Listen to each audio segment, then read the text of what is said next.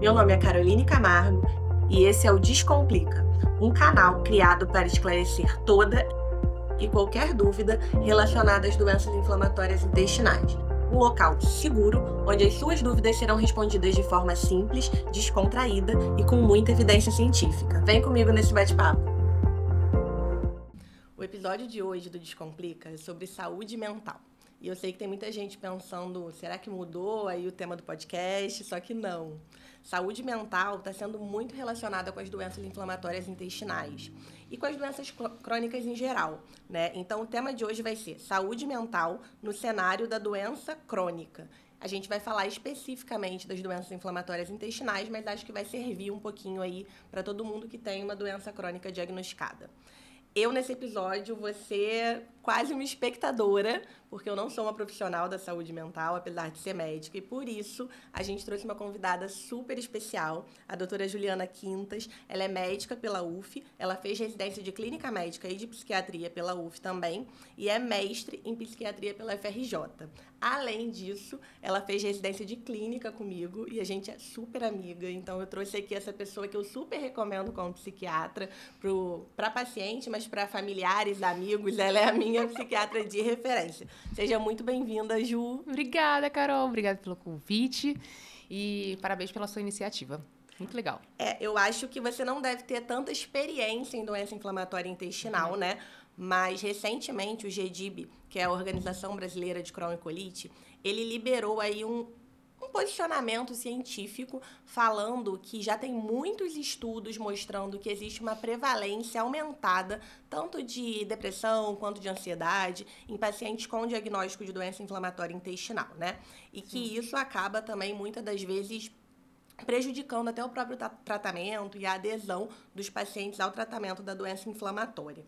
Então, antes da gente começar a falar especificamente disso, eu queria falar com você, né, o que você acha sobre esse boom da saúde mental.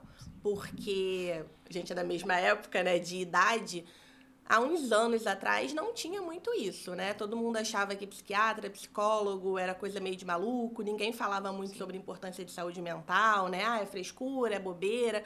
Hoje, apesar de ainda ter um pouco esse tabu, assim, em alguns momentos, hoje é uma coisa muito mais difundida, né? Hoje você abre o Instagram, tem gente falando de saúde mental, você liga a televisão em programas de domingo, em programas da tarde, tem gente falando de saúde mental, da importância de saúde mental. Eu vejo isso como uma questão positiva, né? Porque eu acho que quanto mais a gente fala, mais a gente consegue desmistificar e muitas pessoas conseguem tirar um benefício disso. O que você acha aí desse boom, que muitas pessoas chamam até de modinha, né? De saúde mental. O que você acha disso? Então, sem dúvida, a gente está vivendo um aumento da procura dos indivíduos, né? Assim, dos pacientes pela psiquiatria e pela psicologia. A gente vê um aumento, inclusive, dos alunos, estudantes de medicina, buscarem isso. A gente vê um aumento da psicologia, né? A psicologia hoje, dentro do Enem, é um dos cursos mais procurados. Então, sem dúvida, nos últimos 10, 15 anos, a gente viu uma transformação. O que eu vejo como muito positiva, o acesso vem se tornando maior, mas, infelizmente, também vemos um aumento dos transtornos mentais. E aí fica aquela dúvida, né? Será que havia muitas pessoas já com transtornos e elas não eram diagnosticadas? Ou se realmente há um aumento, né, assim, concomitante, tanto dos profissionais, mas também dos pacientes depressivos, ansiosos ou outros transtornos mentais. Hoje a gente consegue falar de uma forma muito mais tranquila entre, né, assim... familiares também, né? Hoje a gente fala assim, poxa, fulano está depressivo, ou enfim, alguém está com grande sofrimento psíquico, sem muitas barreiras, né? Sem muitos tabus. Acho que tratamento mesmo, né? Antigamente, vou no psicólogo, vou fazer uma terapia, era uma coisa mais escondida, né? Sim. Hoje está no dia a dia. Ah, não, hoje eu tenho academia, hoje eu tenho terapia, hoje eu tenho... Então, assim... Tá isso. Fazendo parte da rotina, né? Sim. É aquela história, quem não tem um terapeuta hoje é quase uma pessoa assim... É o diferente. É o diferente, né? Lá, eu vejo no consultório que ainda a maioria são mulheres, os homens ainda têm uma resistência, principalmente a gente sabe que aquele público masculino mais velho, eles vão ter uma resistência maior à procura, né? Ainda vejo muitos familiares ou profissionais que entram em contato comigo e falam assim, poxa, você tem como atender essa pessoa porque só agora, depois de tantos anos, depois de tanto tempo, tentando mostrar para ela que era importante o tratamento, agora ela se convenceu. Então, eu vejo que isso realmente é algo que vem tá se transformando, né, assim, no meio médico, no meio da saúde pública também, porque mais medidas também. Eu sou de Niterói, então assim, a gente vê que a saúde de Niterói, cada vez mais a abertura de CAPs, falar sobre saúde mental, isso tem aumentado. Na faculdade, por exemplo, hoje em dia a psiquiatria é obrigatória no internato, alguns anos atrás não era obrigatório. Então, assim, a psiquiatria vem ganhando seu espaço, sem dúvida. Falando da doença inflamatória um pouquinho, né? Na verdade, eu nem sabia desses dados, né? Foi um posicionamento científico agora de 2025 e mostrou que a depressão e a ansiedade ela é muito prevalente nos pacientes com doença inflamatória intestinal.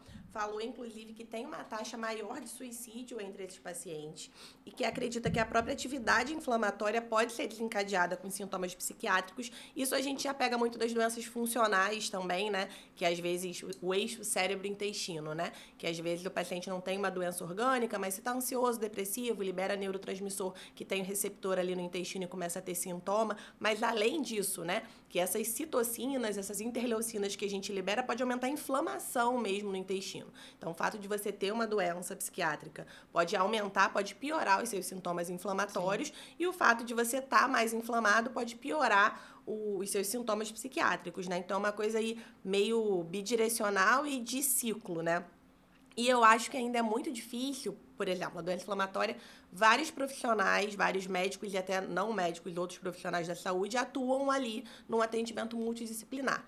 Mas eu acredito que ainda é muito difícil a gente separar um tempinho na nossa consulta, né? Uhum. Eu falo como gastro, assim, tem paciente com doença inflamatória, com doença de Crohn, retocolite, é tanta coisa para ver. É checar sintoma, é checar vacina, é checar imunossupressão, ver se escora, tanta coisa que é claro que a gente conversa com o paciente, se o paciente tem alguma coisa muito clara, a gente consegue perceber, mas eu acho que coisas sutis talvez a gente não consiga perceber tanto. E eu acho que o objetivo desse episódio é exatamente esse, é a gente dar dicas para os médicos, né, que estão ali no dia a dia com esses pacientes, o que eles podem perceber ali de maneira mais sutil, que talvez esse paciente precise de um apoio psicológico ou psiquiátrico, e o próprio paciente, né, porque às vezes o paciente acha que, não, eu tô assim, mas é porque eu acabei de descobrir uma doença, é normal, é esperado, porque também quando é tênue, né, descobrir esse limite do que é esperado para alguém que tem a doença ou do que já é patológico é muito difícil.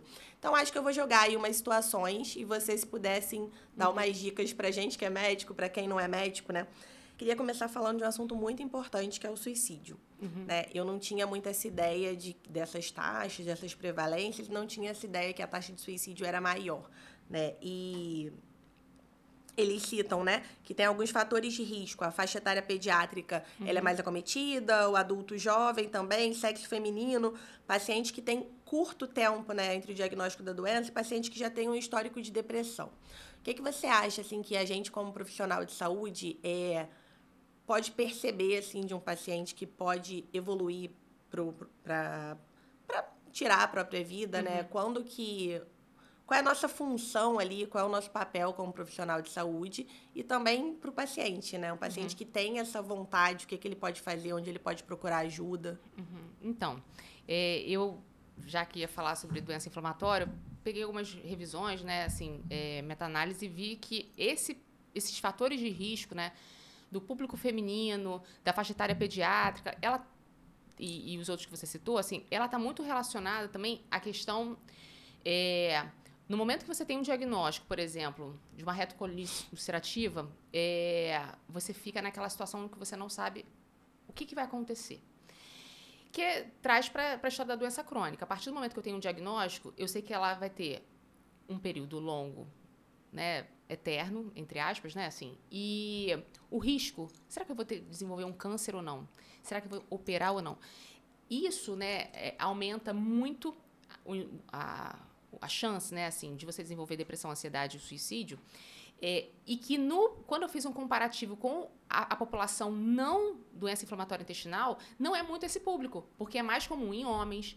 A ideação suicida na população geral é mais em mulheres, mas o suicídio em si é mais comum em homens. Então, até o fator de risco entre doença inflamatória intestinal comparado com a população geral não é o mesmo. Uhum. E aí, assim, esse cuidado... Eu me lembro quando a gente fazia lá na UF, tinha um ambulatório de doença inflamatória intestinal e tinha o psiquiatra. Ao mesmo tempo, o paciente poderia ter os dois recursos. E agora, eu falei, poxa, que coisa interessante, né? Esse cuidado já é feito, né, no Antônio Pedro. Por quê? Esses pacientes, eles precisam, e aí, como você colocou, né? Eles têm as suas angústias. Muitas vezes eles não vão demonstrar, falar ativamente, eu quero morrer, mas ele pode trazer um tom de desesperança. Ah, doutora, tudo que você está me passando aí, acho que nada vai dar certo. Na saúde mental, hoje, a gente já vem trabalhando algo que, por exemplo, há 40 anos não se falava tanto, de você perguntar ativamente, você tem ideia de morrer? Você já pensou que a morte é a solução da sua vida? Mas talvez nas outras áreas não psiquiátricas, talvez a gente precise estimular, né, o gastro, no caso, né, da doença inflamatória, ou o paciente com diabetes super com difícil controle, que a gente tenha ativamente ferramentas para abordar sobre a desesperança, sobre a ideia de menos-valia, de que uma vez que eu tenho essa doença, eu não vou ter mais um futuro pela frente. Porque quando o paciente ele tem a ideação suicida, ele tem um plano, que é como se fosse, eu passei do passivo, onde eu tenho só uma ideia, mas eu passo para ativo, eu começo a planejar o que eu vou fazer. Esse paciente, intervenções psicológicas e psiquiátricas, elas são bem-vindas, elas têm um sucesso. E o médico, ele precisa... naquele momento, falou assim, não, eu preciso saber perguntar e encaminhar esse paciente. É claro que a gente sabe que um fator de risco muito comum é a questão do baixo nível socioeconômico. A gente sabe que, infelizmente, a saúde pública ela pode não dar conta de tudo isso. Mas cabe a nós, médicos, reconhecermos e encaminharmos. Esse é o nosso papel. E, naquele momento, entender que, às vezes, a nossa fala, a validação de você ouvir, só o fato dele conseguir liberar aquele sentimento de de desesperança, se você ouve com amor, com afeto, você pode transformar e falar, poxa, por exemplo, uma frase que eu falo muito no consultório, né? Quando os pacientes falam, poxa, doutora, acho que não tem mais saída. E aí você mostra para esse paciente e fala assim, olha só, o que você quer acabar é com esse problema, né? Por exemplo, o que você queria acabar é com a questão da doença inflamatória que não está controlada. Só que se você acaba com a sua vida, você não acaba só com ela. Você acaba com os seus sonhos, você acaba com a sua relação com a sua família, você acaba com a relação com o seu trabalho. E aí a pessoa ela consegue sair dessa névoa, dessa confusão mental e, de alguma forma, ela vai se organizando. A família é fundamental. No ambulatório, né, assim, da gastro, às vezes o paciente vai sozinho. Uma vez que você reconheça que esse paciente está, poxa, eu estou achando ele muito cabisbaixo, será que a família não pode estar junto e você perguntar o que está acontecendo? O que você tem percebido dessa pessoa? Eu vi um estudo bacana de pacientes com doença inflamatória intestinal. Quando eles fazem tratamento psicológico, eles aumentam em 6 vezes mais a adesão ao tratamento. Porque é um tratamento longo. Então, assim, olha que bacana. O psicólogo, aquela intervenção semanal faz com que o paciente faça maior adesão e, com isso, vai ter uma resposta melhor no tratamento. Então, é fundamental, assim, né, no dia a dia, não só o psiquiatra, mas todos os médicos estarem atentos, porque realmente nós vivemos hoje um aumento do suicídio, que a gente precisa, de certa forma, reconhecer que, às vezes, esse paciente ele não vai conseguir chegar a um psiquiatra. Ele vai chegar a você, ele vai chegar ao cardiologista, e, naquele momento, vocês são a principal ferramenta que eles têm para poder ser, né, assim, tratado. A minha principal dúvida é saber quando é patológico, porque a doença inflamatória existe um desconhecimento, né? Nos outros episódios a gente até falou, assim, eu trouxe uma paciente, aí eu perguntei, você acha que todo mundo entende? Ela falou, não, ninguém entende, assim, eu tenho a doença há anos e às vezes você vai falar e a pessoa não sabe do que você está falando. Então, assim, quando você dá o diagnóstico para o paciente, às vezes ele não tem ideia, ele tem uma ideia de que, essa doença é uma doença que eu vou ficar muito magra, eu vou operar, eu vou usar a ostomia, e aí ele começa a criar um monte de coisa que, na verdade, ele vai perceber que não é nada daquilo, né? Que ele pegou o caso mais grave da doença, o extremo da doença, que tem um espectro aí, que ele pode ter uma doença super leve, que ele vai tratar, e tratando ele não vai ter nenhuma dessas complicações. Então, eu acho que nesse início que você deu o diagnóstico, talvez seja esperado, seja normal que o paciente tenha essa desesperança, né? Então, assim, nessa consulta da novidade, isso é normal. Então, a gente deveria esperar e se isso se mantesse nas próximas consultas, de repente encaminhar para um acompanhamento. Porque, às vezes, a dificuldade é essa, né? Até quando é esperado por ter uma doença, ter uma novidade e ter essa incerteza. E quando é patológico, né? Pra gente encaminhar. Ou não, encaminha todo mundo e depois a pessoa descobre se é patológico ou não. Se a gente pudesse criar o serviço, acho que ideal, né? Assim, se fosse o nosso hospital, assim, com certeza seria muito válido. Existe uma linha na psiquiatria que fala como se fosse um check-up da psiquiatria, como se a gente pudesse ir a um psiquiatra regularmente para falar assim, tá tudo bem, né? Eu acredito que... Assim, a ansiedade, ela é algo da nossa natureza. Quem não era ansioso, na evolução, lá no Homem das Cavernas, ele morreu. Então, a ansiedade, ela é fisiológica. Nesse momento, quando você tem um diagnóstico como esse, é esperado que a sua via, né, assim, a via do medo aumente, a via da preocupação. Só que é aquela história, a gente chama como se fosse uma reação aguda ao estresse. Isso pode ser... assim, normal, eu não preciso fazer intervenção. Mas uma vez que esse paciente, ele, num segundo encontro, você perceba que ele, né, não está reagindo, ele está com uma ansiedade no sentido de um sofrimento antecipatório muito grande, catastrofizando. Então, quando você vai falar alguma coisa, ele já pensa assim, não, doutora, mas olha só, vai dar tudo errado, eu tenho certeza disso. E isso interfere negativamente no tratamento, sem dúvida. A gente sabe que a nossa mente é um maestro. E se a mente ela não está com um funcionamento adequado, o tratamento ele tende a ter uma resposta, infelizmente, pior. Então, assim, eu diria que no segundo encontro, se você já percebeu, poxa, que ele já estava com um pouco mais de desesperança ou de tristeza mesmo, né? Assim, como se ele não visse muita saída, eu encaminharia. Ou não necessariamente encaminhar, mas falar assim, o que você acha? Porque muitas pessoas ainda têm essa barreira, né? Ainda tem essa barreira de tipo, terapia, não.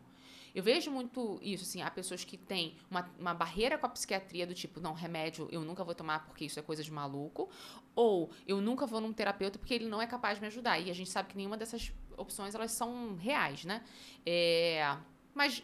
no seu caso, acho que eu perguntaria, o que você acha? Você acha que um profissional poderia te ajudar nesse caso? E quem sabe, assim, você lidar melhor com a doença, uma vez que a gente já sabe que doença crônica, você pode passar essa informação, que uma vez que eu tenho a doença crônica, você já aumenta o fator de risco para desenvolvimento de doença mental. E a gente pode fazer um trabalho preventivo. Isso pode ser uma boa ideia, né? Assim, na minha prática clínica, se eu peguei, eu não reconheci. Mas eu nunca, consultório, né? Hospital não, hospital é diferente. Hospital eu já peguei, mas em consultório, eu não lembro de ter pego, assim, alguma patologia psiquiátrica grave, né? Mas vários pacientes, principalmente pacientes de doenças funcionais, assim, muito ansiosos, né? Que você vê que é uma ansiedade que foge um pouquinho ali do patológico. Eu não costumo encaminhar para o psiquiatra de cara, assim. Eu costumo encaminhar para o psicólogo, falar assim, vai para o psicólogo, né? E aí conversa, vê o que ele acha. De repente, se ele conversando com você, ele achar que seu pensamento está muito acelerado, que talvez você precise entrar com uma medicação para dar uma desacelerada, para continuar, e o trabalho aí ele vai encaminhar você para o psiquiatra e faz acompanhamento conjunto. Você acha ok, nesses casos assim mais leves, assim, de uma depressão leve, uma ansiedade aí, um transtorno de ansiedade, encaminhar para o psicólogo, que às vezes o paciente até aceita melhor, né? Sim. Que eu falo assim, não, eu sou muito ansiosa, né? Eu faço terapia, o paciente tem aquela identificação, não, a doutora faz, né? Vou lá fazer também.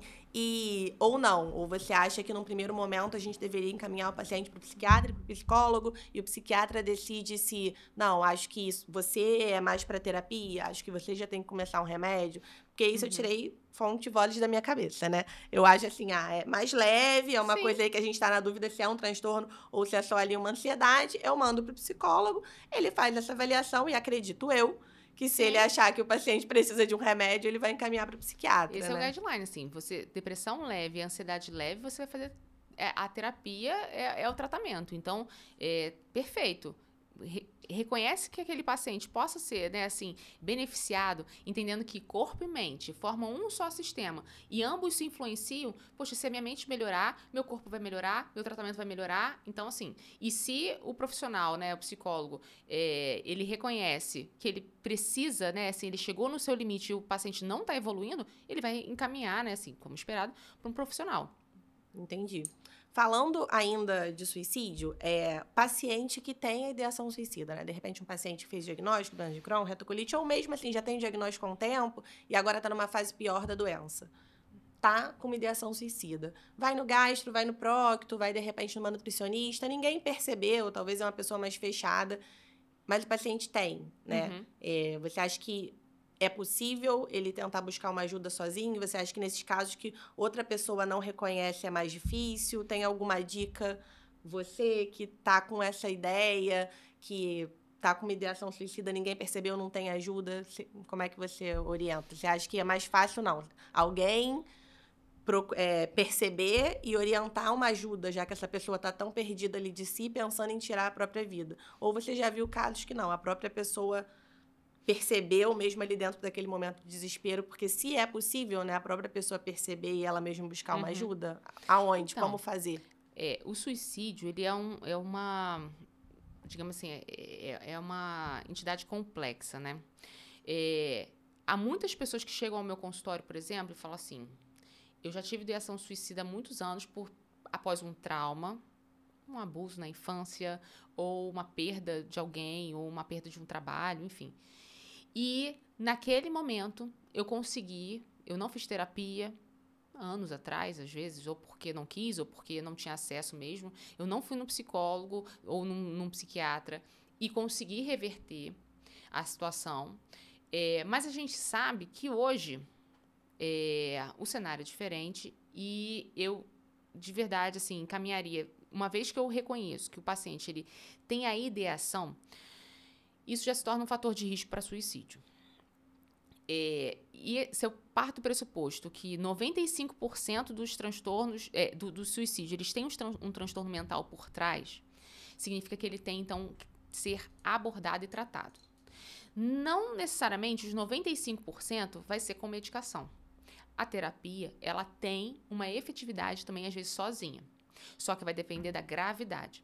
Se, por exemplo, o que motiva esse paciente a pensar em acabar com a própria morte, seja, por exemplo, uma doença inflamatória intestinal, e ele consegue perceber que ele está evoluindo positivamente no tratamento, sem dúvida, isso vai ser um fator de proteção para ele. Olha só, está dando tudo certo. Mas o acolhimento, a sensação... Tem uma coisa na ideação suicida, né? Pacientes que desenvolvem ideação suicida, eles têm um dos principais fatores de risco é desconexão social. É o isolamento social. Então, quanto maior a rede de apoio, maior a chance de você ter um sucesso. Então, no século XXI, o que eu diria? Olha só, se você reconhece que esse paciente ele manifestou uma ideação suicida, esse paciente ele precisa ser avaliado e acolhido. E validado. Porque também tem essa questão familiar. Pessoas podem chegar para ele e falar assim, você tem... poxa vida, doença de Crohn, você vai ter um tratamento, fica tranquilo, né? Assim, e que não é por aí. A família também tem que validar as pessoas, os profissionais. A partir do momento que eu entendo que eu, né, assim, que tenho uma ideação suicida, porque eu tive um diagnóstico de uma doença que eu não sei o que ela eu me sinto, sabe assim, não, isso não é nada. Isso aí, qualquer pessoa tem. Isso é muito ruim.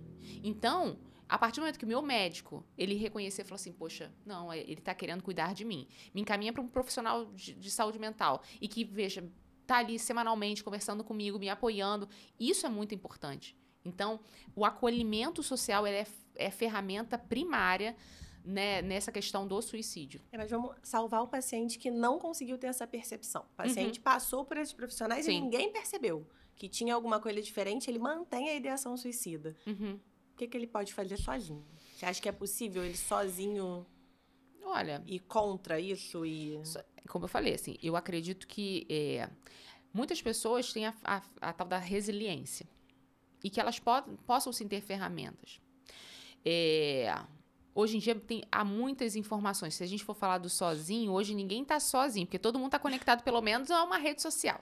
É verdade. E aí ele pode no YouTube ver informações sobre a questão do suicídio, ou entrar no CVV, por exemplo, que a gente tem o Centro de Valorização da Vida, que eu não tenho dinheiro, mas, poxa, eu posso entrar em contato a qualquer momento através do chat, ou através de uma ligação, através de e-mail. Eu entro em contato com aquelas pessoas que estão ali para me ouvirem. Isso é legal. Isso é o que? É um site? Isso tem um site que é CVV, www.cvv.org.br. Ou você liga pelo número 188, e aí há pessoas que não necessariamente são profissionais de saúde mental, mas são pessoas que são treinadas num trabalho voluntário para ouvir, para acolher aquelas pessoas. Eu tenho vários pacientes que fizeram uso dessa ferramenta num momento de intensa dor e conseguiram, né, ser acolhidos, ou isso assim, de madrugada, na hora que for, e ali ouvirem uma palavra. Muito legal. E naquele momento, porque a gente também sabe que a questão do suicídio tem muito a ver também com um traço de impulsividade, que é o que preocupa a gente. A partir do momento que eu tenho um diagnóstico, né, de uma doença crônica, de uma forma impulsiva, eu não consigo pensar no futuro e eu acabo entendendo que não há saída. Conforme o tempo vai passando, o meu cérebro ele vai criando novas conexões e percebendo, não, olha só, não é por aí. Há saída sim. Só que algumas pessoas, pelo traço de personalidade mais impulsiva, não conseguem ver isso, por exemplo. Então, sozinho, como a gente estava conversando, essas ferramentas, acredito, busca na internet, ou o CVV, grupos de pessoas que têm a mesma coisa do que eu. Então, isso é muito bacana. Eu tenho, por exemplo, pacientes que fazem grupos de terapia, e aí puxando para minha, né, assim, de transtorno de personalidade borderline, por exemplo. E aí elas participam de grupos onde eu ouço a sua história, você ouve a minha, e aí eu vou percebendo que eu posso te ajudar de alguma forma, de que eu também não estou tão sozinha nem tão mal. Então, isso, o compartilhar é muito importante. Às vezes, na própria recepção do consultório. Na doença inflamatória tem muito isso, né? Eu sempre fico pensando que quando fala de internet, todo mundo fala que a internet é o mal do século. E realmente é, né? Se você olhar algumas coisas, né? Aumenta a ansiedade, aumenta um monte de coisa. Então, tem vários problemas na internet, né? Mas tem o lado bom, né? Se a pessoa conseguir usar. Porque no Instagram, por exemplo, tem vários grupos de pessoas... Era do Facebook, agora do Instagram. De pessoas com doença inflamatória intestinal. E eles vão fazendo subgrupos. Tem um que é só jovens com doenças inflamatórias intestinais. Aí, doença inflamatória intestinal do Rio. Aí tem doença inflamatória intestinal nacional. E aí paciente às vezes diz, não, porque avisaram lá no grupo que o remédio tal estava mais barato em tal lugar, eu consegui comprar. Então, assim, as pessoas fazem mesmo grupos e se ajudam. E aí, às vezes, até vem, não, porque fulano tá fazendo tal remédio. Calma, cada doença é uma doença. Mas, realmente, isso só é possível porque a internet está acessível, né? Porque todo mundo pode pegar Instagram, fazer grupo de WhatsApp. Então, tem essa parte boa da internet, né? Então, realmente... não é sozinho, mas sem um médico te direcionar, ou talvez quando ninguém da família, nenhum amigo te direciona, às vezes esses amigos virtuais aí podem te ajudar, né? Que é a história da desconexão social. uma vez que eu esteja conectada a essas pessoas, e são pares semelhantes a mim que estão passando pela mesma situação que eu me sinto ali de uma forma acolhida. Opa, então assim, tá todo mundo vivendo aquela experiência negativa e se, né, há esse apoio mesmo, que não precisa ser necessariamente, né, assim, profissional, já me senti mais acolhido. Então, eu estimulo, né? Não, vamos fazer parte, sim, de um grupo, de tudo, né? Não necessariamente sobre transtornos, mas sobre os idosos. Vamos lá, né? Isso é muito bom. De mães, né? De mães. De mães é muito bom também. É desesperador, mas é muito bom. A gente já falou um pouquinho sobre esse pré-diagnóstico, né? Mas é porque o ser humano é muito complexo, né? As pessoas são muito diferentes, então é difícil você enquadrar todo mundo dentro de uma caixinha, né? Sim. Porque nessa fase pré-diagnóstico, que o paciente está com um sintoma, mas que ele não sabe muito bem o que ele tem. Uhum. E aí as pessoas são muito diferentes, né? Porque tem pessoas que ficam ansiosas exatamente por isso, porque eu tenho muito sintoma e ninguém descobre o que eu tenho. E aí isso gera o transtorno, e não necessariamente o fato de ter um diagnóstico. Mas tem pessoas que não, que assim, quando tem o diagnóstico, ficam mais preocupadas, que tinha o sintoma, incomodava, mas ela não tinha um nome, ela não sabia que aquilo era crônico, ela não sabia que ia ter aquilo para sempre, né? Então, ela não ficava tão ansiosa ou tão depressiva. E quando ela tem o diagnóstico, que é o alívio, para algumas pessoas, não, eu estava ansiosa até agora, mas agora pelo menos eu sei o que eu tenho e eu vou tratar. Outras pessoas não, passam bem essa parte dos sintomas, mas quando tem o diagnóstico, continua tendo a mesma coisa, mas só porque agora tem um nome, tem um peso, aí desenvolve um transtorno, né? É de pessoa para pessoa mesmo, ou você acha que não, que a fase de pré-diagnóstico é uma fase que pode desencadear mais transtornos, ou se é depois do diagnóstico, ou se depende, porque as pessoas são muito diferentes, né? Sim, é interessante porque isso a gente pode ampliar de doença inflamatória para tudo. Para tudo. Eu tenho, por exemplo, pacientes que chegam trazidos por familiares e clinicamente não há dúvida que é um paciente que tem um transtorno depressivo. E aí eu falo, olha, né, eu entendo que a psicoeducação é muito importante, eu entendo que é importante, assim como na gastro, você ter um diagnóstico, na psiquiatria, por muitos anos, a gente, não, tudo era depressão ou tudo era ansiedade, né? E não é assim, há vários, né, assim, diagnósticos dentro desse guarda-chuva, né? E aí eu falo assim, olha, você sabe o que você tem? Não sei o que eu tenho. Olha, o que você está sentindo tem nome, é uma depressão. Ah, não, doutora, eu não estou deprimida, não. E aí é interessante porque algumas pessoas reagem muito mal. E outras pessoas reagem muito bem. Falam assim, ai, que bom saber que o que eu tenho, outras pessoas têm e eu sei que tem um tratamento. Então, vai variar de pessoa para pessoa. Essa semana atendi um paciente de 86 anos, pela segunda vez. Ele foi a primeira vez ao consultório porque ele teve, com 86 anos, um câncer de reto. E aí ele foi lá no consultório porque ele não estava lidando bem com a história de tratamento, da quimioterapia, ele já tinha feito a cirurgia. E ele tinha um estilo de vida super saudável. E aí, fazendo a anamnese, eu falei, mas ele tem toque. Porque eles, né, falando sobre manias, sobre rituais e tal. Aí, na segunda consulta essa semana, ele falou assim, doutora, eu fiquei pensando, aquilo que você me perguntou, se eu fico contando, doutora, minha vida toda era ficar contando 1, 2, 3, 4, 1, 2, 3, 4. E eu tinha que correr na frente do bonde, porque senão, se eu não corresse, chegasse na frente do bonde, eu achava que minha mãe ia morrer. Doutora, eu passei a minha vida toda, 86 anos, achando que isso era normal. E aí, agora a senhora tá me falando, aí a sensação dele falou assim, eu nunca tinha percebido o quanto isso me aprisionava. E a gente, né, a medicação que trata a depressão é a mesma que trata o toque. Ele, doutora, desde que você começou esse remédio, eu não tô mais contando. Então, olha que bacana. As pessoas sentem os sintomas, elas não têm consciência de que aquilo dali é algo ruim. E a partir daquele momento que ele falou assim, ele falou assim, como é que você adivinhou que eu contava? Eu falei, não adivinhei que você contava, é porque você foi me dando sinais de que aquilo dali fazia parte de um quadro provável de toque. Então, assim, é interessante que o paciente, depois que ele tem o diagnóstico, fala assim, nossa, mas era isso, eu demorei 86 anos para saber que isso tem nome. E fica muito mais fácil lidar. E fica mais fácil da gente fazer intervenções, seja no consultório, né, psiquiátrico, mas na psicologia também. Então, eu entendo que vai variar. Há pessoas que vão ficar com muito medo, que vão buscar informações. Há pessoas que ficam querendo saber mais sobre a doença, o que às vezes eu falo, não, para de Google. Ou não, há outras pessoas que falam assim, não, vamos estudar, vamos entender o que você tem, para que você possa reconhecer alguns sintomas, porque há pessoas que têm uma dificuldade de falar sobre seus sintomas físicos e não conseguem, né, no consultório, falar assim, não, é uma dor tipo o quê? Ai, não sei, porque eu não sei nem dizer o que é. Não, a gente tem que saber, a gente tem que ter essa autopercepção no nosso corpo, até para trazer a informação melhor para você pensar melhor, gente, né? É muito comum, né? Diarreia tem sangue? Não, nem olho. Nem olho.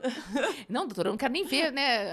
O vaso, não. Você tem que olhar, né? Assim, como que são suas fezes? É isso que tá te incomodando, Exatamente. Né? Mas a ansiedade, assim, não necessariamente porque você tá ansioso, porque você tem sintoma, você tem um transtorno de ansiedade generalizada, né? Uhum. O que você pode dar de dica, assim, para quem tá... Porque a doença inflamatória intestinal, hoje tá sendo mais falado, né? Mas antes a gente tem aí uma estatística de que às vezes as pessoas ficavam 5 anos com sintomas até ter um diagnóstico, né? Perdia ali aquela fase da janela de oportunidade para tratamento, a gente já diagnosticava com as complicações. Então, assim, são pacientes que historicamente ficam muito tempo com sintomas sem diagnóstico. E uma grande parcela dessas, mesmo que não tenha um transtorno de ansiedade, deve ficar ansioso, né? O que você dá de dica aí para os pacientes que estão em investigação para lidar com essa ansiedade, assim, não patológica ou até patológica? A patológica a gente tem que tratar, né? Então, a questão da ansiedade, o que é ansiedade? Ansiedade é interessante porque muitas pessoas falam assim, eu tô ansiosa, mas vamos dar nome. É o quê? É medo? É preocupação? Então, a gente sabe que a ansiedade, quando tem medos e preocupações excessivas. E que isso, comparando com as pessoas ao meu redor, ela tá maior do que das pessoas. E ela traz um sofrimento psíquico para mim. Ela traz sintomas físicos. Ela traz, por exemplo, uma tensão, uma insônia, uma dificuldade de me concentrar, um esquecimento. E aí eu consigo ter realmente...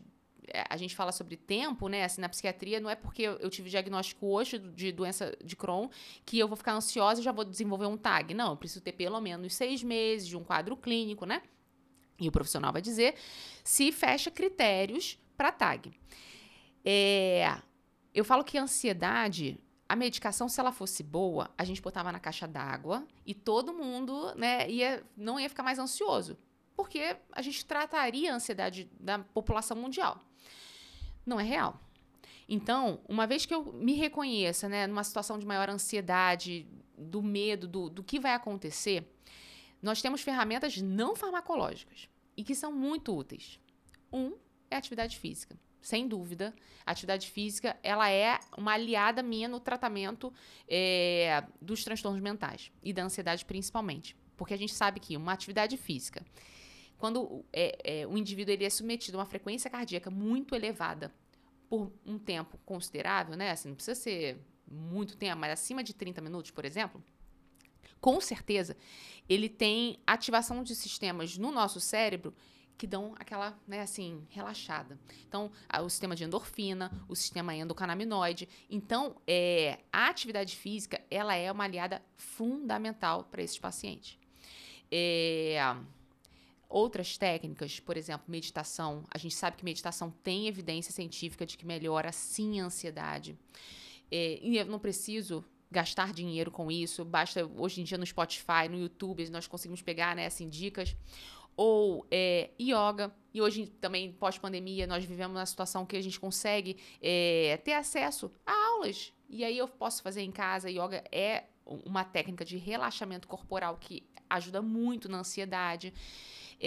Outras com menos evidência científica, né? Assim, por exemplo, tai chi, aromaterapia, também ajuda. A mindfulness, né, é um tipo de terapia que tem evidência científica que ajuda muito, que também existem livros que nos ajudam. Por exemplo, tem um livro muito bom de atenção plena, chama Atenção Plena Mindfulness. Né? Ele é um livro muito bom e que você lê aquele livro e você fala assim, nossa, olha só, eu tô no piloto automático, como é que eu vou fazer para não entrar nisso, né?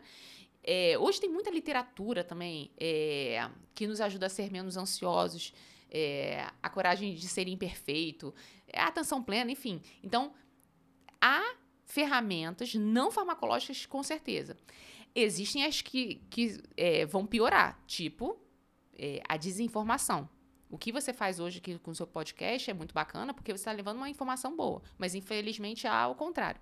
Então isso, eu falo assim, olha, evita de qualquer forma, porque vai ativar a sua rede, né, cerebral de medo, de angústia, e que não vai trazer benefício nenhum para você. Familiares, aqueles familiares que ficam Tóxicos. falando, né, assim, demais. Não, olha só, nesse momento não. Isso vai me ajudar? Não vai me ajudar, então não vou fazer isso. Uma boa noite de sono. A gente sabe o quanto que o sono é fundamental para controle da ansiedade.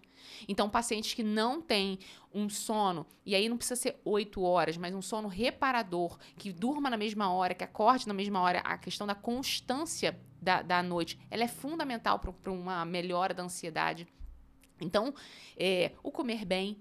A gente sabe que Hipócrates falava que ele tratava a maioria das doenças com bom sono, atividade física e uma boa alimentação. Então, para a ansiedade também vai melhorar, para o estado de humor também vai melhorar. Então, essas seriam as dicas, assim. E aí, isso é importante porque você está falando dentro da ansiedade, transtorno de ansiedade generalizada, mas paciente que está num momento mais ansioso, isso vai ajudar também, claro, né? Com certeza. Outra coisa que eu ia te falar é sobre negação.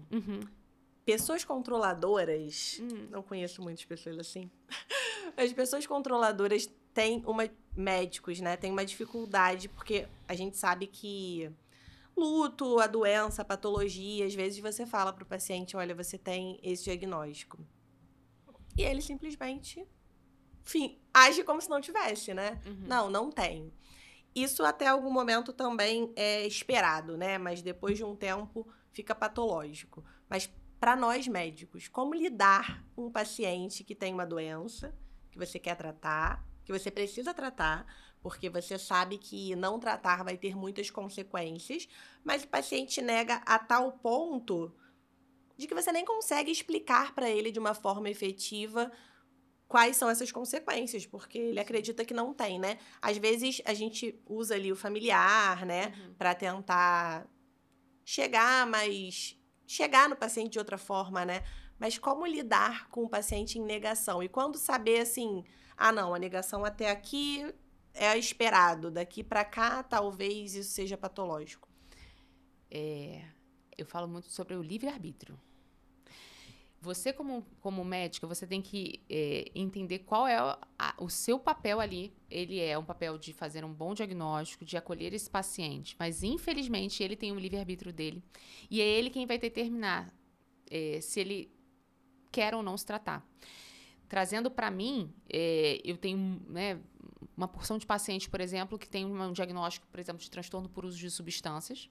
Né, um paciente que é um alcoolista, ou até mesmo um paciente, por exemplo, bipolar, que não aceita o diagnóstico, que não aceita o tratamento e, infelizmente, cronificam, assim como a doença inflamatória, a doença mental também cronifica, ela piora, ela traz prejuízos significativos para a pessoa. Na psiquiatria, por exemplo, a gente interna quando chega numa situação em que a família, por exemplo, vê que a pessoa está se colocando em risco demais.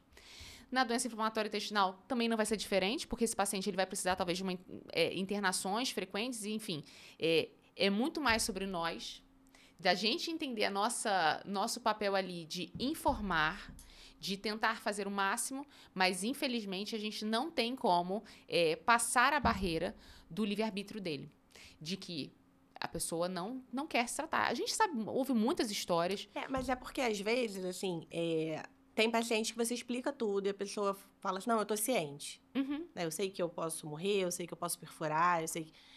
E eu quero viver assim até isso acontecer.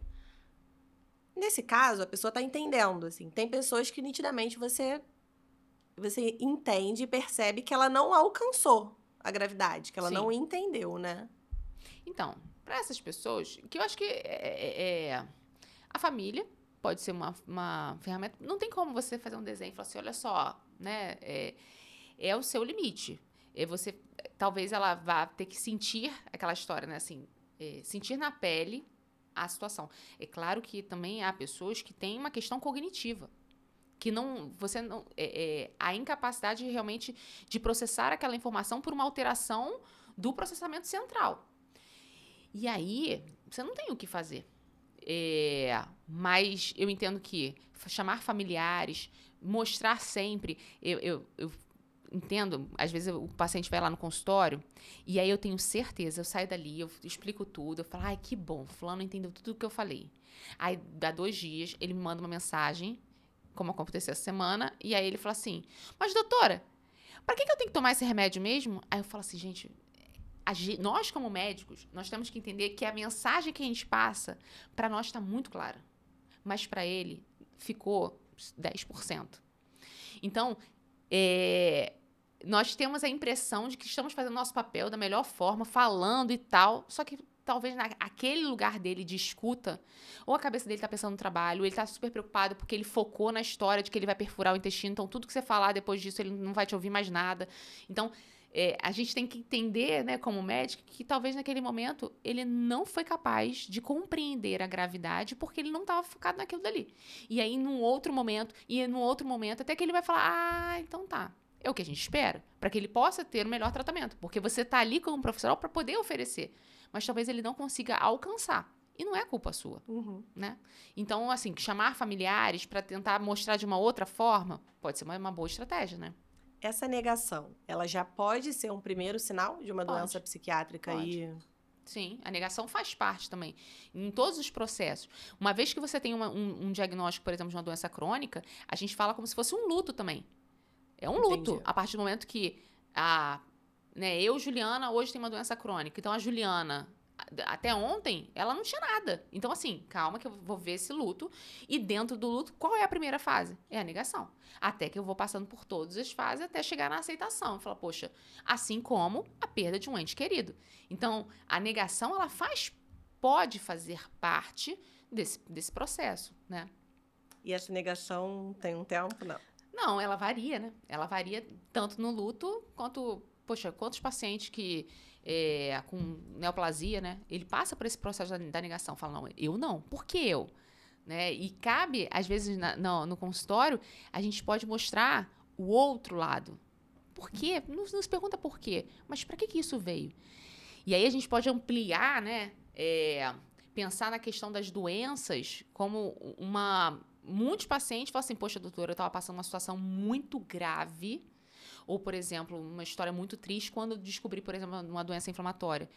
Então, nós, como médicos, temos que entender que nós também não sabemos por que foi justamente acometer o intestino dessa pessoa. Porque, às vezes, algo muito... Ela carrega dentro de si uma mágoa, uma tristeza que apareceu no intestino. Né? Então, isso é muito comum. A gente vê muito pacientes que chegam, poxa, lá no consultório e falam assim, eu tive uma perda muito significativa e depois eu abri um quadro de neoplasia. E não é diferente, você deve pegar muito, né? Paciente que tem uma história prévia e aí, pum, abre um diagnóstico desse. Depois de 10 anos de medicina, eu aceito isso melhor. Eu olho pra você e lembro da minha residência de clínica, né? E eu lembro que a Carol, lá de 2012, não aceitava de forma alguma, né? Que chegava no round revoltada. Mas como assim? Que a pessoa não quer tratar? Que não tem como. Aí os nossos mestres ficavam lá falando que todo mundo tem seu tempo. E tem um prócto que eu adoro, assim. Eu estava assistindo uma aula dele, ele falou exatamente isso, né? Ele falou 3 casos de pacientes que precisavam operar, porque ele é prócto, e não operaram. E aí, como ele trabalha em hospital universitário, a pessoa acaba voltando para o mesmo hospital, né? E aí voltavam depois de, 5, 10 anos, com fístula, perfurado. E aí, uma pessoa que estava assistindo falou, mas você não fica com raiva, né? O médico, né? Não é possível, você não fica com raiva, você mesmo explicou e você mesmo estava lá. E ele... A gente precisa entender que na doença inflamatória isso é mais comum, né? As pessoas têm seu tempo de tratamento. Tem pessoas que vão precisar perfurar para entender que a partir dali ela vai precisar tratar. É um trabalho pra gente também, né? O paciente acha que só ele tá vivendo um momento difícil. A gente que sabe que tudo que pode acontecer também fica num momento difícil. Hoje... Já estou operada. Eu brinco, a paciente que fala assim, se eu pudesse, eu entrava dentro de você, eu fazia o que eu tinha que fazer e depois eu saía. Só que a gente não pode fazer isso, né? Então, é a gente entender, controlar a nossa ansiedade, falar assim, a gente tem que respeitar o tempo do outro. E, sem dúvida, a gente sabe que intervenções precoces trariam respostas melhores. Mas não cabe, você sabe. E aceitar isso também é um acolhimento, né? Eu tenho uma paciente particular, assim, que chegou com uma doença muito grave, tratou, ficou ótima, mas tem uma fístula e precisa operar. Mas, assim, ela já esteve num momento muito ruim. Então, hoje, a vida dela é ótima, né? Ela não tá nem aí pra fístula. Eu estou super aí, porque eu sei tudo que pode acontecer. Mas ela não tá nem aí. Tá feliz, tá vivendo a vida. E aí, teve um dia que ela foi E eu sempre falava assim, você foi na Procto? Ai, não fui. Você foi? Não fui. Aí, mandei 3 pra... Fui. Aí... Enrolando, aí teve um dia, assim, que ela tinha acabado de ir na consulta, 2 semanas depois marcou outra consulta. Aí eu liguei, né? Falei, gente, aconteceu alguma coisa. Não aconteceu nada, eu quero conversar. Marcar a consulta pra conversar. Aí ela entrou, assim, toda séria e falou, doutora, eu vim aqui porque tô perdendo noite de sono, a gente precisa conversar, e a senhora tem seu direito, se não quiser continuar me acompanhando, não precisa, não vou operar. Aquele baque, assim. Eu até falei, primeiro, que eu vou continuar te tratando independentemente disso, né? Segundo, que eu quero de novo te explicar tudo que pode acontecer por essa decisão de não operar. E aí a consulta era só pra isso, né? Então a gente teve um tempo, expliquei, tirou as dúvidas. Você entendeu? Eu entendi. E aí, se chegar alguma coisa desse tipo, né? Eu vou até no Procto pra já ter um contato, aí eu vou operar, mas se não acontecer, porque pode não acontecer, pode, né? Pode não acontecer nunca? Pode. Sim. Tem pessoas que passam sem complicação. E aí eu não vou. E acho que também é um amadurecimento pra gente, né? A gente segue acompanhando, ela segue ótima. E ela tem uma coisa pra operar que ela não vai operar. Isso aí. E é difícil pra todo mundo, né? Em relação a acompanhamento, né? Isso foi o que eu achei mais legal, né? De, tipo, os transtornos psiquiátricos também liberarem neurotransmissor e interleucina, que pode aumentar a inflamação, né? Principalmente na doença inflamatória intestinal, que a gente já tem as vias inflamatórias. E, assim, a nossa mente tem esse poder de aumentar as interleucinas que atuam efetivamente na inflamação. Porque, assim, doença funcional a gente entende mais, né? Mas a doença orgânica, tipo, ele tá aumentando a inflamação ali histopatológica, né? Isso é comum em outras doenças? Então, sim, por exemplo, a questão do... Tem várias doenças, né? A questão... Não a mente, por exemplo, se a gente for falar sobre demências, se a gente for falar sobre infarto, se a gente for falar sobre diabetes, a gente sabe que tudo isso está relacionado com alguma questão central. Então, as citocinas inflamatórias, infelizmente, elas aumentam em vários contextos. Num contexto de insônia, aumentando a chance, por exemplo, do paciente desenvolver infarto agudo no miocárdio, de insuficiência cardíaca, de hipertensão arterial. E aquela história. Onde vai estourar, a gente não sabe. Mas o desbalanço, né? Assim, uma vez que eu não tenho uma saúde mental adequada, fazendo dever de casa, de dormir bem, de ter um humor estável, pode fazer com que haja uma doença em qualquer parte do nosso corpo. A questão do intestino é muito bacana porque de 10 anos, vou chutar assim, de 10 anos para cá, a história da microbiota intestinal, ela vem ganhando cada vez mais espaço dentro do cenário da psiquiatria. Então, assim, hoje se fala, não, olha, o eixo cérebro-intestino, ele é fundamental, e é.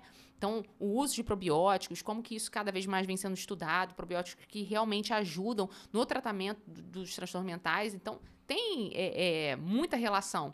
As doenças funcionais, sempre é interessante como que a gente vê aqueles pacientes que têm do intestino irritável, chega lá no consultório, doutora, eu fazia acompanhamento com gastro durante anos, e aí agora que eu tô vindo aqui e tal, e aí começa o tratamento, nossa, melhora. Claro, tem toda a relação, né? Então, assim, com certeza a gente vê na prática essa relação, citocina inflamatória e doença orgânica, né? Mas você, na sua prática clínica, você acompanhou muitos pacientes que na anamnese você viu que desenvolveram, né, ou desencadearam, assim, um quadro de ansiedade ou de depressão pós algum diagnóstico de câncer? Sim, sem dúvida. Eu tenho paciente com doença de Crohn, por exemplo. Mas ela tá super, né, tranquila. Tem uma com retocolite ulcerativa, mas ela teve alta, enfim. Não sei como é que ela tá agora, mas teve alta. Alta da psiquiatria. Alta da psiquiatria. Susto, né? A pessoa tem inflamatório, o gás deu alta. Não. Então, com certeza. É muito comum. E acaba que os profissionais mesmo, né, acabam encaminhando, falando assim, olha, né, vê pra mim, porque isso aconteceu oncologista me encaminha paciente, né? Pedindo para... Mas aí, para pacientes, assim, que já tem uma história prévia de um transtorno Às vezes psiquiátrico, ou não tinha história nenhuma, aí faz um diagnóstico e aí começa... Esse paciente de 86 anos era isso, assim, ele funcionava muito bem, ele tinha lá o toque dele, mas ele tinha um funcionamento. Mas aí, a partir do momento que desenvolveu um câncer, por exemplo, ele abriu um quadro sem dúvida, assim, um quadro depressivo, e aí medicou, ele retomou de novo, né, a qualidade de vida. Mas aí, esses pacientes, eles precisam ter alguma predisposição, né? Algumas vezes a gente vê essa predisposição, porque é multifatorial também, né? Então, assim, tem a questão da genética, tem a questão ambiental, tem a questão da idade também, assim, da questão do amadurecimento cerebral também. Então, pacientes idosos, eles vão ter maior chance de desenvolvimento de algumas doenças mentais. Então, é um cenário, né, Rico. Tem para todo mundo. Uhum. Tá, olha só. Então... Dicas para os gastroenterologistas que tratam esses pacientes com doenças crônicas, às vezes, por anos, né? E tem esse pico aí bimodal. Então, o espectro é super grande, né? A gente trata pacientes jovens, que têm todos os anseios dos pacientes jovens. A gente trata pacientes ali mais maduros, que têm todas as questões, né? Cada vez mais quem faz doença inflamatória está aí reduzindo a sua faixa etária, né? Porque a gente tem muito pouco gastropediatra que trate doença inflamatória, né? E as doenças inflamatórias em crianças são muito mais graves. Então, a gente cada vez... é 12, é 10. Daqui a pouco você vê tá tratando alguém com 9. Então, essa faixa tem diminuído, assim. O que você pode dar de dicas pra gente de atenção mesmo? Para no meio dessa consulta corrida... O que você acha que a gente tem que olhar além dessa desesperança, assim? Mudança de comportamento, se é um paciente que você já acompanha, mas para o paciente novo, assim. No dia a dia, assim, eu acho que o principal, uma vez que você, como gastro, já reconhece que a questão da saúde mental é fundamental para que você obtenha um sucesso no tratamento, vale a pena tirar lá alguns minutinhos e chegar e falar assim, ei, cara, como é que você tá? Eu me lembro que o professor Ricardo Carneiro, ele falava que ao final da consulta dele, ele é um clínico, né? E ao final da consulta dele, ele falou assim, você é feliz? E aí, isso marcou, isso há 15 anos atrás que ele falou isso, e é interessante porque ele fazia, né, uma anamnese, perguntando doença reumatológica e tal, mas ele separava uma pergunta, a pergunta dele era, você é feliz? Como é que você tá hoje? Então, às vezes, uma pergunta... Na infância é mais difícil, porque talvez vai ser uma coisa mais lúdica, né? Que você precisa fazer um desenho. Olha, enquanto eu converso com a mamãe, faz um desenho aqui, que aí... E aí o desenho você pode ver. Você não é profissional experiente, mas talvez você possa reconhecer, né? Quem é esse aqui? O que você está sentindo? Pode ser uma ferramenta, mas perguntar ativamente. Como é que você está? Desde que você fez esse diagnóstico, como é que você tem... O que tem passado? Eu pergunto muito assim, o que tem passado pela sua cabeça? Qual o tipo de pensamento? Ah, doutora, eu tenho pensado só que vai dar tudo errado. Alerta. Né? Então, às vezes, uma frase. O que você sente desde que você teve esse diagnóstico? Para você tá muito difícil fazer esse tratamento? Porque isso também faz com que você se vincule ainda mais com esse paciente. Não é à toa que o paciente psiquiátrico ele tem um vínculo muito com o psiquiatra, porque há uma troca mais da sua intimidade. Você não vai falar só sobre retocolite, você vai falar sobre o que ele está pensando. Então, eu diria essa dica, assim, de perguntar ativamente e não ter medo. Né? Se chegar para ele e falar assim, cara, você já pensou que morrer seria a solução dos seus problemas? Pô, pensei. Cara, a gente podia conversar sobre isso. De uma maneira sem... Muitos pacientes falam assim, doutora, é bom porque a senhora não faz expressão de medo, de angústia. Não, vai de boa. Né? Pergunta, cara, você acha que eu posso te ajudar de alguma forma com isso? Você acha que eu posso te encaminhar para um profissional poder tirar, de alguma forma, aliviar essa angústia sua? Ah, doutora, não sei. E aí, você... É claro, demanda tempo, cuidado. Mas, às vezes, aquela intervenção ali vai fazer com que você tenha um sucesso no seu tratamento, né? Para aquela pessoa, para aquele indivíduo. O professor Ricardo é muito mestre, né? Não tem jeito. Você tá feliz? Na doença inflamatória a consulta é muito longa, né? Então, geralmente, a primeira vez, né, que você tá ali dando diagnóstico, discutindo o que você vai tratar, com que medicação. Hoje, graças a Deus, a gente tem um arsenal maior de tratamento, porque antes a gente era muito limitado. Então, geralmente, eu faço tudo isso. E aí, no final, assim, que a pessoa tá com aquele 1000 exames, né, de rastrear para biológico, eu costumo perguntar, como é que você tá com todas essas informações novas, né? Sim. Geralmente, a pessoa fala, eu tô confusa, ou tenho que organizar a cabeça, assim, e ela não consegue falar muito. Mas a partir do momento que já é a segunda consulta, que, cara, você já deu aquilo tudo, né? Aí eu sempre começo a consulta sabendo dela, né? E aí, como é que tá? Como é que tá a vida? Tá conseguindo trabalhar? Como é que tá na família? Porque é nesse momento que eles soltam os problemas, né? E aí a gente consegue interagir, porque ao longo da vida você vai pegando coisas boas de cada um, né? E a gente tem, na doença inflamatória, vários protocolos, né? A gente precisa que os sintomas melhorem com tantas semanas, e que o laboratório melhore com tantas semanas, e que a coluna cicatrize com tantas semanas. E aí tem o professor nosso, Antônio Carlos, ele sempre fala, né? Esse é o nosso objetivo, né? Você já perguntou para o paciente se ele quer que a mucosa cicatrize com tantas semanas? Perfeito. Ou se ele quer que o PCR cicatrize com quantas semanas? Você tem que perguntar ao paciente o que ele quer. E aí, quando você pergunta para o paciente o que ele quer, é muito fácil também você continuar a consulta, né? O que você quer? Ah, cara, eu quero não ter diarreia porque eu quero viajar para tal lugar. Porque aí você guia o tratamento. Qual é o nosso objetivo? Não, o nosso objetivo é aquela viagem que você precisa fazer. Porque é isso que vai estimular ele, né? Se eu falar para ele, olha, o nosso objetivo é que essa calprotectina aqui você me traga abaixo de 50... Qual é o estímulo que ele tem para me trazer uma calprotectina menor que 50? A gente sabe que é a calprotectina, né? Vai saber porque leu. Mas se o objetivo do tratamento foi ele fazer aquela viagem, se o objetivo do tratamento é ele reconstruir, não ter mais a bolsinha, se o objetivo do tratamento é ele não ter vergonha trabalhando, né? Isso acaba que para ele as coisas fazem mais sentido, né? E quando a gente tem sentido no que a gente está fazendo, não que isso vai impedir do surgimento de uma doença mental. Não vai impedir, né? Mas quando as coisas fazem sentido, sim, tem uma importância maior. Quando você leva a humanidade, né? Assim, de você perceber que as questões da doença, do laboratório para ele, o que são importantes, ele imaginar que você, como profissional, você sabe o que você está falando. Mas a partir do momento que o paciente ele percebe que você se importa com ele, que você quer saber, né, assim, se ele está feliz ou se ele está trabalhando, se ele está conseguindo ser funcional, opa, essa médica traz uma humanidade, pra você, né? Tem paciente que faz remédio de 8 em 8 semanas. Eu não prescrevo de 8 em 8 semanas, né? A gente vê o que ela vai fazer naqueles 2 meses. Cara, vou viajar, então a gente precisa calcular aqui 2 semanas depois, 2 semanas antes. Dá trabalho? Dá trabalho, mas assim, tem que ser assim, né? Porque senão, daqui a 2 semanas tem que fazer. Mas eu não posso, mas aí você dá seu jeito? Ele não vai dar o jeito, ele não sabe se é melhor adiantar, se é melhor atrasar, o que é melhor. Então, assim, pra gente ter essa resposta do paciente, né? Para ele fazer o que a gente acha que é importante, a gente também tem que mergulhar no que é importante para ele, né? Sim. Senão fica tudo bem mais difícil. Ju, então, só para fechar, a gente geralmente bota uma caixinha no Instagram para se alguém quiser alguma pergunta, se alguém quiser participar do nosso bate-papo. E, para minha surpresa, todas as perguntas com palavras diferentes perguntavam mais ou menos a mesma coisa.